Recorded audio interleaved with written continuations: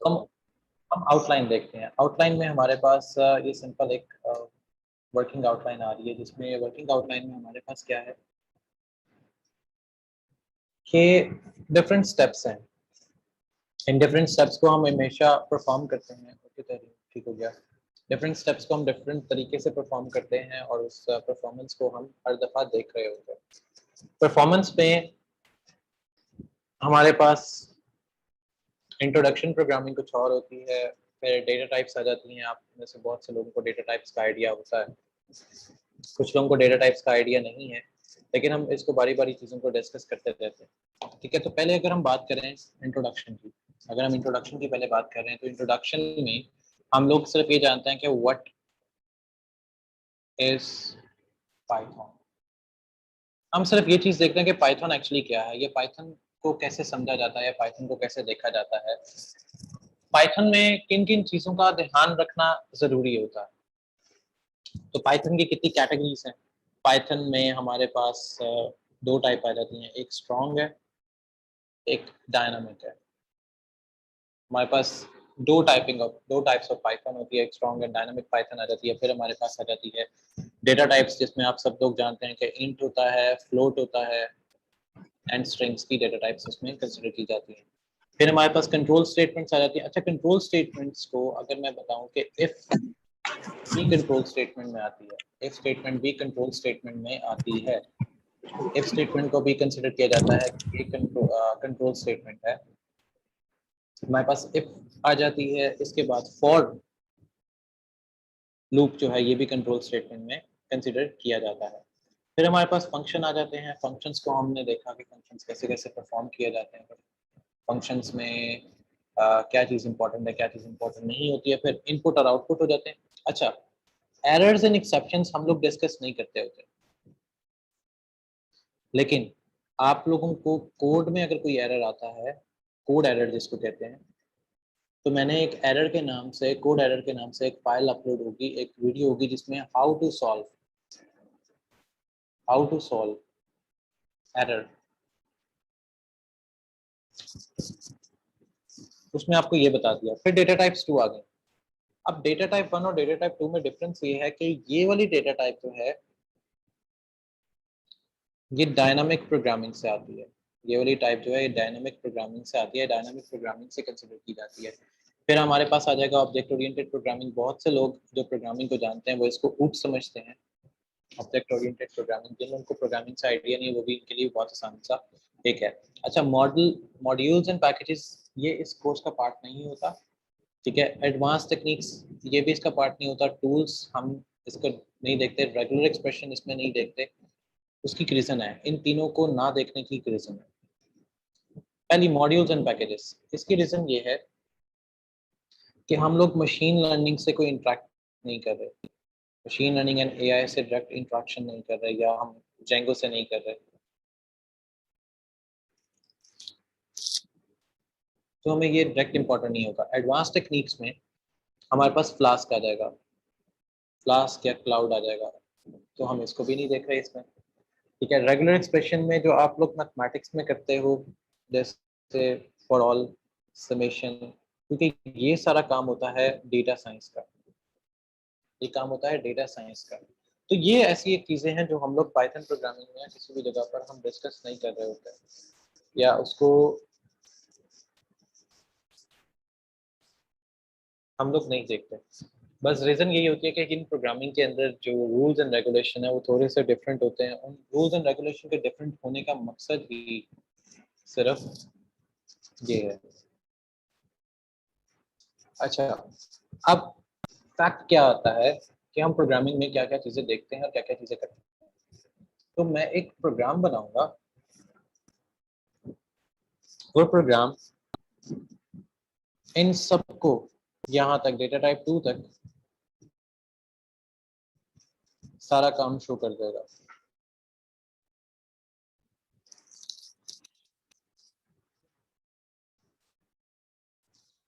एक प्रोग्राम सारा काम शो हो जाएगा। अब हम उस प्रोग्राम की तरफ बढ़ते हैं, उस प्रोग्राम को बनाते हैं, जिसके लिए मैं यूज करूंगा पाइथन को। इसके लिए मैं यूटिलाइज करूंगा पाइचार्म को। उसके बाद फिर मैं आपको उसकी कोडिंग जो है वो समझा दूंगा, फिर उसकी कोडिंग का एक्चुअल मतलब क्या है या उसकी कोडिंग में क्या चीज़ आती है, किस चीज़ को देखा जाता है, किस चीज़ को नहीं देखा जाता। तो हम उस एक प्रोग्राम को बनाते हैं और प्रोग्राम को बना के आगे चलते हैं। प्रोग्राम बहुत मज़े का बनेगा, जिसमें आप सब लोगों ने फ्लैपी बर्ड का तो एक नाम सुना ही होगा। फ्लैपी बर्ड एक गेम है और हम उस गेम को आज इसमें कंसिडर करेंगे। इस पूरे सेशन में हम लोग वो गेम डिज़ाइन करेंगे ताकि आप लोगों को ये सारे कॉन्सेप्ट जो हैं वो एक ही प्रोग्राम में क्लियर हो जाए। So let's go with. मैं यहाँ से पाइचार्म को ओपन करूँगा। अब ये गेम बगैर किसी हम पिक्चर के बनाएंगे, या हम पिक्चर भी इसके साथ दे सकते हैं, हम कोई इमेज भी इसके साथ रख सकते हैं, लेकिन अब अभी हम डिज़ाइन करेंगे without any picture. Without any picture हम इस गेम को डिज़ाइन करेंगे। तो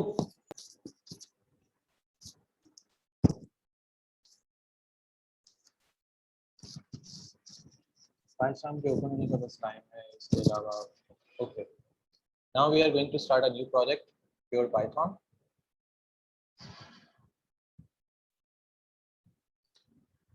तो सिस्टम पाइथन के लिए स्लो चलता है, but it will be cover up. ये आ गया। इसके बाद हमने इनहेरिट कर देना है प्रोजेक्ट्स की फाइल्स को, और यहाँ पर मैंने इसका नाम रख देना है FLAPPY फ्लैपी। मैंने इसका नाम फ्लैपी BIRD बर्ड कर दिया। अब मैं फ्लैपी बर्ड को देख के उसको एनालिसिस करने लगा हूँ कि फ्लैपी बर्ड कैसे काम करेगी, कैसे काम इसका किया जा सकता है। फ्लैपी बर्ड पे हमारे पास डिफरेंट वर्किंग प्रोसेसेस हैं, और उन वर्किंग प्रोसेसेस को अब हम देखते हैं।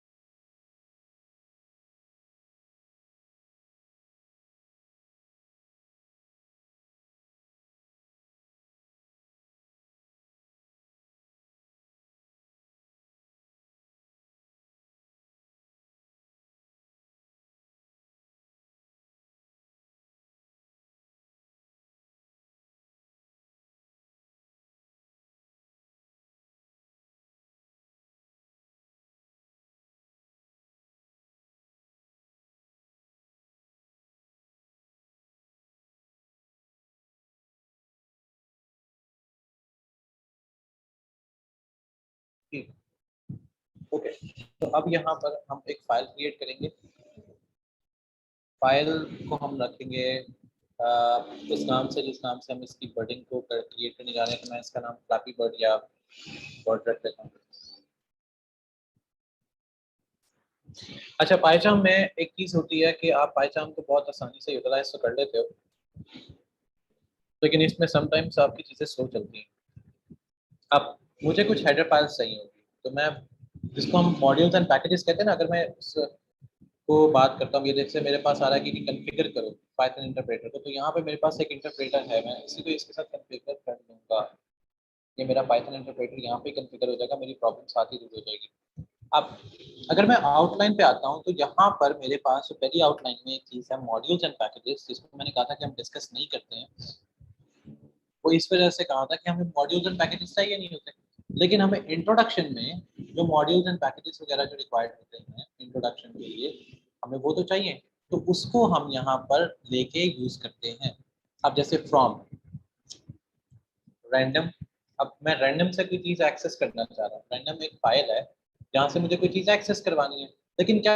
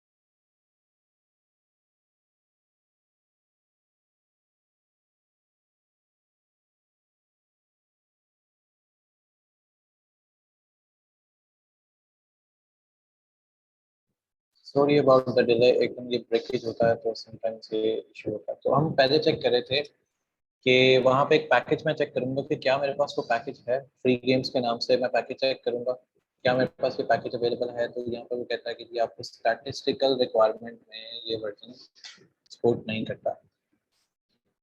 मैं फ्री गेम वाला पैकेज चेक कर लेता हूँ। अगेन मुझे ये सही कहेगा your pip is we are no match solution found.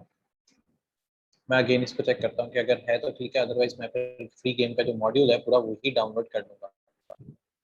लेकिन अब वो मॉड्यूल कैसे डाउनलोड होगा, उसके लिए मैं आपको एक छोटा सा तरीका बताता हूँ। क्योंकि हमारे पास ये फ्री गेम्स नहीं डाउनलोड हो रहा, सपोज करते हैं जैसे ये डाउनलोड नहीं हो रहा, ये बार बार ये कह रहा है कि ये चीज़ ऐसे नहीं हो सकती है, ये ऐसे हो सकती है।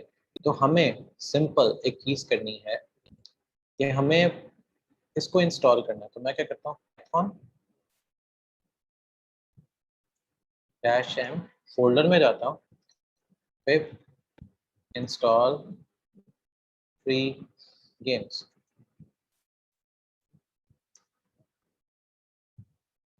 अब ये मुझे एक मॉड्यूल में इंस्टॉल करके बताएगा और मुझे बताएगा कि ऑलरेडी रिक्वायरमेंट सेटिस्फाइड है।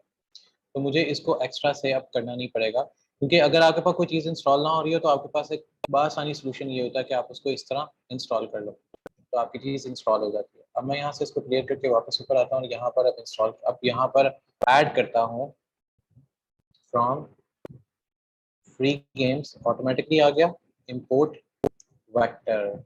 अब वेक्टर क्या है, वेक्टर एक ऐसा हिस्सा होता है जिसमें कोई ना कोई पोर्शन होता है। अब वो पोर्शन क्या है, बर्ड का, bird is equals to vector. अब वेक्टर का साइज क्या होगा, 0/0, कि बर्ड की अभी पोजीशन क्या है, 0/0। और बर्ड्स ने बॉल्स खाने हैं या बर्ड ने बॉल्स की शेप में होगा, वो भी आ गया हमारे पास एम्प्टी। अब मैंने यहाँ पर क्या चीज यूज की, मैंने यहाँ पर मॉड्यूल्स एंड पैकेजेस लिए, मैंने यहाँ पर मॉड्यूल्स एंड पैकेजेस लिए। सेकंड चीज मैंने यहाँ पर क्या यूज की, मॉड्यूल्स एंड पैकेजेस के बाद मैंने सेकंड चीज यूज की, वेरिएबल। सेकंड चीज की, इट मींस कि मैंने इंट्रोडक्शन में, अगर मैं आगे आता हूँ, तो मैंने टाइपिंग यूज की, जिसको हम स्ट्रॉन्ग टाइपिंग कहते हैं। मैंने एक करेक्टर लिया, मैंने एक फाइल ली, मैंने एक करेक्टर लिया जो इसको हम स्ट्रॉन्ग टाइपिंग कहते हैं, मैंने आगे वो चीज़ को यूटिलाइज किया। अब मैं एक फंक्शन लिखता हूँ। अब मैं क्या करता हूँ, एक फंक्शन लिखने जा रहा हूँ और फंक्शन है डेफ टैब। कि जब आप फ्लैपी बर्ड है ना, फ्लैपी बर्ड पे आप टैप करोगे तो वो ऊपर नीचे होगी, और वो किसके अंदर ऊपर नीचे होगी, एक्स और वाई के एक्सिस में, वो ऊपर नीचे होगी। अप जाएगी इज इक्वल्स टू, तो वेक्टर का साइज चेंज हो जाएगा। अगर अप जाएगी तो वेक्टर का साइज चेंज हो जाएगा 0 से 30 पिक्सल। और अगर डाउन जाएगी, तो मैं यहाँ पे पहले बर्ड की मूवमेंट लिख देता हूँ, बर्ड डॉट मूव, और कितने मूव पे होगी अप। अब मेरे पास एक छोटा सा पोर्शन है, मेरे पास छोटा सा पोर्शन है, पहले इतने से कोड को समझ लेते हैं। मेरे पास एक छोटा सा पोर्शन था, सपोज करते हैं मेरे पास कोई एलसीडी है, अभी अभी डिस्प्ले बना नहीं है, अभी हम डिस्प्ले बनाएंगे। मेरे पास इस पूरे डिस्प्ले में एक बर्ड है, यहाँ पे कुछ एक डॉट है, ये एक बर्ड है, ठीक हो गया। अभी मैंने इसका फंक्शन लिखा है सिर्फ टैब का, कि उसने टैब प्रेस करना है तो ये मूव करेगा अपवर्ड, टैब प्रेस करेंगे तो ये मूव करेगा अपवर्ड। इतने से फंक्शन का ये मतलब है कि जब भी आप टैब प्रेस करोगे ये ऊपर की तरफ जाएगा, जब भी आप टैब प्रेस करोगे ये ऊपर की तरफ जाएगा। So that's is the meaning of tab on. अब आगे देखते रहते हैं, देखिए आगे जैसे जैसे जाते हैं इसकी वर्किंग उसके अकॉर्डिंग बनती जाएगी। अब मैंने स्ट्रॉन्ग टाइपिंग इसमें से देख लिया कि मेरे पास स्ट्रॉन्ग टाइपिंग में ये डेटा इस तरह आ रहा है, स्ट्रॉन्ग टाइपिंग मैंने देख लिया, स्ट्रॉन्ग टाइपिंग में डेटा ये आ रहा है। अब मैंने उस बॉक्स के अंदर आना है, मैंने उस बॉक्स के अंदर आना है, इट मींस कि मुझे डायनामिकली कोई चीज चाहिए, तो मैं यहाँ पे एक फंक्शन बनाऊंगा इनसाइड का, ताकि आप लोग को समझ आ जाए कि मैं एक्चुअली करना चाह रहा हूँ। मुझे बॉक्स के अंदर आना है, मैं बॉक्स के अंदर आऊंगा तो मुझे पॉइंट्स देखने हैं कि कितने पॉइंट्स में मेरे पास वो बॉक्स बन रहा है, कितने पॉइंट्स में मेरे पास वो बॉक्स बनेगा। तो मैं यहाँ पे रिटर्न कर दूंगा -200 पे मेरे पास वो बॉक्स बनेगा, 200 पॉइंट्स, 200 पॉइंट पे वो बॉक्स बनेगा डॉट एक्स एक्सिस के अगेंस्ट में। लेस देन होगा 200 एंड -200 पे ग्रेटर देन होगा, या लेस देन ही आप कर दें यहाँ पे भी, क्योंकि y का पॉइंट रह जाएगा पॉइंट डॉट वाई, और लेस देन 200। ये मेरे पास बॉक्स की डायरेक्शन है, ये मेरे पास बॉक्स की डायरेक्शन। अब मैं ड्रॉ कर लेता हूँ बॉक्स को, AW ड्रॉ। अब मैं बॉक्स को ड्रॉ कर लेता हूँ। अब बॉक्स को ड्रॉ करने के लिए, बॉक्स नहीं, जो हर्डल्स हैं, हर्डल्स को कहता हूँ कि वो अलाइव हैं, जब फ्लैपी बर्ड टैब होगा तो हर्डल आए और बाकी सारा क्लियर हो जाए। फिर मैं कहता हूँ गो टू का फंक्शन यूज करो। अब ये कंडीशनल स्टेटमेंट आ गई, गो टू का फंक्शन यूज करो एक्स और वाई में, तो bird dot X comma bird dot Y, bird dot Y. अब मेरे पास ये क्या आई, कंडीशनल स्टेटमेंट,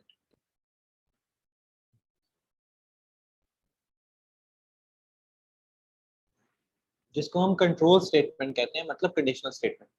अब अगेन मेरे पास इफ कंडीशन आई, कंट्रोल स्टेटमेंट अगेन अलाइव, अगर तो बर्ड अलाइव है, मतलब वो भी किसी के साथ टकराई नहीं है, अगर तो बर्ड अलाइव है तो डॉट की पोजीशन, जो बर्ड एक्चुअली डॉट है उसकी पोजीशन चेंज कर दो, उसकी पोजीशन चेंज कर दो, और मैं उसको कलर असाइन कर देता हूँ ग्रीन। अगर बर्ड अलाइव है उसकी पोजीशन चेंज करो, एल्स में अगर वो टकरा गई है तो उसकी उसका डॉट पोजीशन पे इसका साइज ये है, और उसको रेड कर दो कि वो डेड हो गया। और अगर इन दोनों में से कोई कंडीशन नहीं होती तो फॉर बॉल इन बॉल्स, कि वो कितना उसने ट्रेवल किया है उसको काउंट कर लो, तो go to ball dot X comma bird dot Y, calculate करो कि वो कितना आगे गया था, कैलकुलेट करो कि वो कितना आगे गया था, गो टू, और यहाँ पे आ जाएगा डॉट में 20 कॉमा और साथ दे दो बी एल सी के बाद, और यहाँ पे साथ ही उसकी पोजीशन कर दो अपडेट, कि वो अपडेट हो गया। अब मुझे बर्ड को मूव करवाना है, अब मुझे बर्ड को मूव करवाना है, तो मैं डिफाइन करता हूँ मूव का एक फंक्शन, ताकि मेरी बर्ड जो है मूव करे। तो बर्ड डॉट वाई, क्योंकि एक्स एक्सिस और है, वाई के एक्सिस के ऊपर उसने मूव करना है अपवर्ड, इज इक्वल्स टू -5 या माइनस इक्वल्स टू 5, दोनों का मतलब सेम है, दोनों का मतलब सेम है। जब उसने बर्ड ने मूव करना है तो मूव करते वक्त फॉर बॉल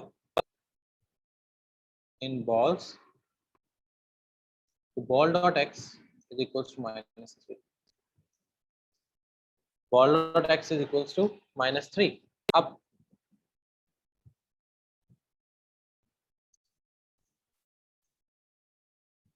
मेरे पास यहाँ पे -3 की कंडीशन आ गई। अब -3 के अंदर जो बॉल की कंडीशन है वो टोटल चेंज है।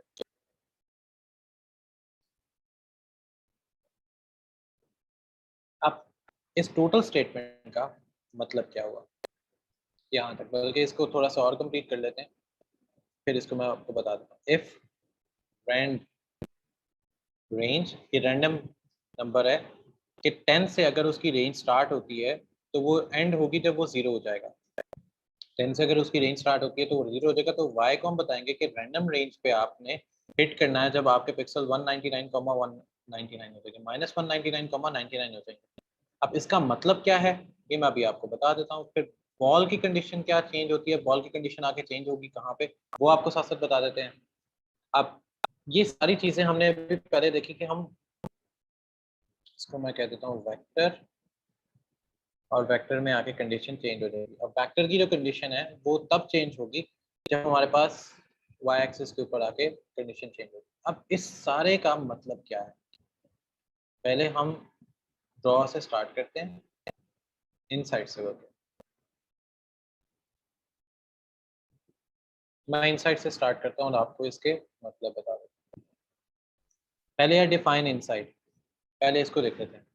मेरे पास एक बॉक्स था जिसमें बर्ड ने या डॉट ने मूव करना था। मैंने इसकी एक पोजीशन दे दी पूरी स्क्रीन से इतना हिस्सा।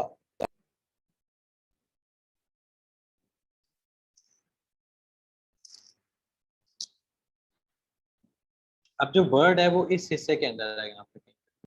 अब जो बर्ड है वो इस हिस्से के अंदर है। बर्ड की स्टेटमेंट मेरे पास पहले ये वाली है, बर्ड की स्टेटमेंट ये वाली है। अब अगर अलाइव है इट मीन्स कि अगर ये ग्रीन है, इफ अलाइव, अगर ये ग्रीन है तो उसकी कंडीशन क्या है कि वो अलाइव है। और अगर वो थोड़ी सी भी चेंज हुई है, अगर वो थोड़ी सी भी चेंज हो गई है, like for ball in balls, अगर वो थोड़ी सी चेंज हुई है, अगर वो थोड़ी सी चेंज हुई है या मूव गई है, तो आपने इस, ये automatically for balls and balls का मतलब है कि इसकी कंडीशन चेंज हो जाएगी कि अगर अभी ये किसी एक पॉइंट पे सपोज करते हैं, अभी ये पॉइंट है x is equals to 4, y is equals to 6, अगर ये पॉइंट इसका है तो इस कंडीशन को यूज करके इसका पॉइंट हो जाएगा x is equals to 7, y equals to 11। कोई भी पॉइंट इसका हो सकता है इस टोटल गो टू स्टेटमेंट को यूज करके। अब ये सारा कुछ करने के बाद मैं कहता हूँ बर्ड मेरी जो है मूव करे।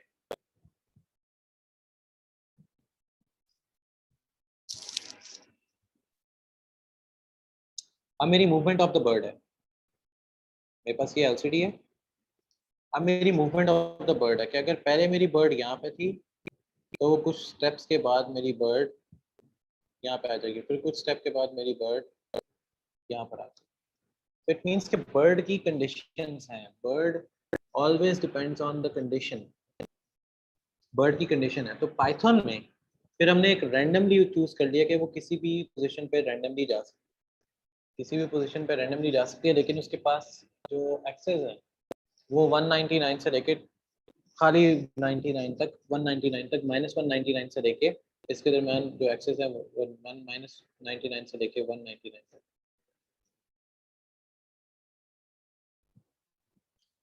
सो हमारे पास ये कंडीशन थी इसकी, इसको यूज करने की।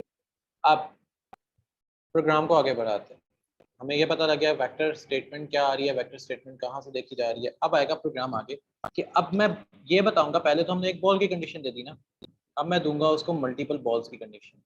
पहले एक बॉल की कंडीशन आई थी, अब बॉल्स आ जाएगा, बॉल्स की कंडीशन आ जाएगी। अब बॉल्स की कंडीशन अपेंड कर देता हूँ, ball dot append up to ball, कि जब तक बॉल मूव नहीं करेगा बॉल्स की या जो फ्लैपी बर्ड है उसकी पोजीशन चेंज नहीं होगी। अब मैं कहता हूँ कि यहाँ पे एक लूप लगाओ, while length of balls, length of balls, ठीक है। अब ट्राई ये करना है कि लेंथ ऑफ बॉल्स जो हैं वो ग्रेटर हो 0 से, और यहाँ पर मैं कह देता हूँ कि बॉल्स को पॉप कर दो कि वो खाना शुरू कर दे, मतलब या जो उसने अपनी मूवमेंट देखनी है वो ये 0 से स्टार्ट कर दे, कि अगर जब भी हम उसको टैप करें तो वो अपनी पोजीशन चेंज कर दे। और अगर ऐसा नहीं होता, अगर वो ऐसा नहीं करती, if not inside, if not inside, अगर ऐसा नहीं होता, अगर ऐसा नहीं होता बर्ड, अगर ऐसा नहीं करती तो बर्ड की पोजीशन ड्रॉ करो और उसको फॉल्स कर दो कि बर्ड खाया गया या बर्ड टकरा गई है या कुछ भी ऐसा हो गया। रिटर्न कर देंगे कि बर्ड कहीं पर टकरा गई है या कहीं पे अटैच हो गई है। और अगर उसकी कंडीशन थोड़ी सी चेंज हो जाए, अगर उसकी कंडीशन थोड़ी सी चेंज हो जाए तो ये इसमें आएगा फॉर बॉल इन बॉल्स,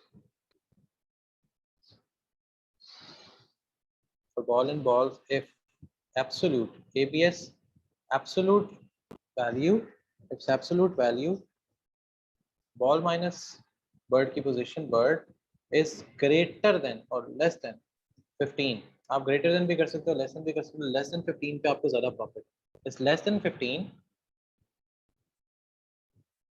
तो ड्रॉ कर दो कंडीशन के ये फॉल्स है, ड्रॉ कर दो ये कंडीशन के ये फॉल्स है और आप इधर से इसको रिटर्न कर दो। अब सेकेंड आप ड्रॉ करो, अब कंडीशन के हमारे पास अब जो चीज़ दिखने वाली है फ्लैपी बर्ड वो ट्रू है। फ्लैपी बर्ड अब हम देख सकते हैं चाहे वो डॉटेड की सूरत में। ऑन टाइमर ऑन कर दो, मूव हो, मूव का फंक्शन काम करे और वो 50 की स्पीड से मूव करे। अब मैं स्क्रीन का सेटअप बना लेता हूँ। Setup of the screen 420 comma 420 comma 370 comma 0, ये बोर्ड की पोजीशन है। हाई टर्टल आ गया, इसके बाद अप का फंक्शन है वो आ जाएगा, ट्रैकर वो आ जाएगा, ट्रेसर को मैं फॉल्स कर देता हूँ, ट्रेसर आ गया, अप आ गया, फिर ऑन स्क्रीन क्लिक आ गया। जब मैंने टैप करना डेफिनेटली ऑन स्क्रीन क्लिक होगा एंड मूव की कंडीशन आ गई और डन की कंडीशन, इसको वहाँ से डन कर दिया। अब मैं इसको रन करके देखता हूँ कि इसमें कोई एरर आता है या ये रन हो जाता है। Now I'm going to run this program कि हमारे पास फ्लैपी बर्ड कैसी दिख रही है। तो ये हमारे पास फ्लैपी बर्ड है कि मुझे इसको ऑन स्क्रीन पर टैप करना पड़ेगा माउस पॉइंटर के साथ।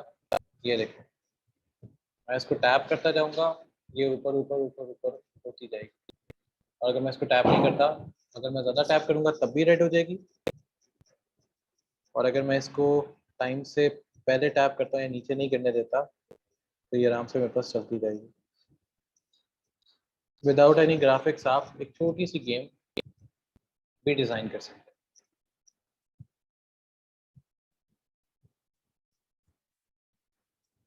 आप इसी गेम को ग्राफिक्स में भी चेंज करके आप इस पे सारा काम दे सकते हैं कि बैक एंड पे कोई आप स्क्रीन चला दें या कुछ भी ऐसा कर दें तो आपके पास एक छोटी सी गेम बन जाएगी। अब जो आखिर में कोड लिखा है वो क्या है, अब उसका ज़रा मतलब देखते हैं। क्योंकि पाइथन जो है वो डायनामिक प्रोग्रामिंग लैंग्वेज है, तो डायनामिक प्रोग्रामिंग लैंग्वेज में आपके पास जो सोर्स कोड होता है या कोड होता है या कोड की जो वर्किंग होती है वो टोटल डिफरेंट होती है। कोड वर्किंग डिफरेंट होने का मतलब ये होता है कि हम लोग बासानी कोड लिख तो लेते हैं लेकिन उस कोड के अंदर बहुत सी चीज़ें छुपी हुई होती हैं। डायनामिक प्रोग्रामिंग इसको कहा जाता है। अब उस सारी डायनामिक प्रोग्रामिंग को हम लोग सॉल्व भी करते हैं और सॉल्व नहीं भी करते, उसमें दोनों चीज़ें देख के देखा जाता है। तो अब इस कोड को समझ लेते हैं। मैंने जब ये वाली बात की थी कि हम कंडीशन ले रहे हैं तो हमारे पास ये है कंट्रोल स्टेटमेंट।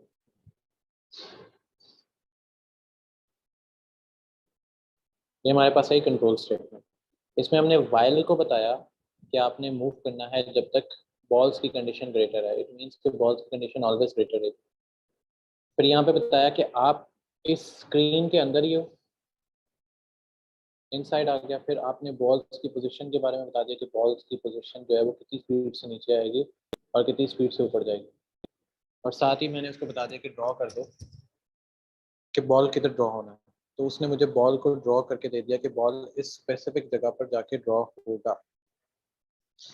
फिर इसके बाद हम जब कोई चीज़ डिफाइन करते हैं तो नीचे वाला ये जो सारा पोर्शन है, ये वाला जो सारा पोर्शन है ये है कि हमने जो स्क्रीन डिज़ाइन की थी जिस पे ये पूरी गेम चल रही है, जो हमने स्क्रीन डिज़ाइन की थी जिस पे ये पूरी गेम चल रही है। पाइथन में ना सबसे मज़े की चीज़ है कि आप कोई भी तरह की प्रोग्रामिंग या गेम या कुछ भी आप इस पर डिज़ाइन कर सकते हो। ये पाइथन जो है हमारी मशीन लर्निंग में भी यूज़ होती है, पाइथन हमारी फ्रीलांसिंग में भी यूज होती है, पाइथन हमारी हर जगह पर यूटिलाइज हो रही होती है, क्योंकि पाइथन प्रोग्रामिंग एक ऐसी वाहिद प्रोग्रामिंग है जिसको आप किसी भी जगह पर यूटिलाइज कर सकते हो, किसी भी जगह पर आप उसको देख सकते हो, यूटिलाइजेशन आप उसकी करवा सकते हो। हर चीज़ पाइथन प्रोग्रामिंग आपको सपोर्ट करती है या आपको सपोर्ट दे रही है। तो ये तो एक छोटा सा सेशन था अगेन पाइथन प्रोग्रामिंग का, जिसमें हमने जाना और देखा कि पाइथन प्रोग्रामिंग में हम क्या क्या कुछ कर सकते हैं। अब एक चीज़ करते हैं, आपकी जो क्यूरीज हैं या आप की कोई कंसर्न क्वेश्चन है, क्योंकि अभी आप लोग नए बैच से तो शायद इतनी क्यूरीज आपकी नहीं होंगी, और अगर फिर भी आपकी क्यूरी है so you can easily ask me regarding your query. क्या आप क्यूरी में आप क्या क्या देख रहे हो या आप क्या क्या समझते हो कि क्यूरी होनी चाहिए, और वो क्यूरी क्या हो सकती है।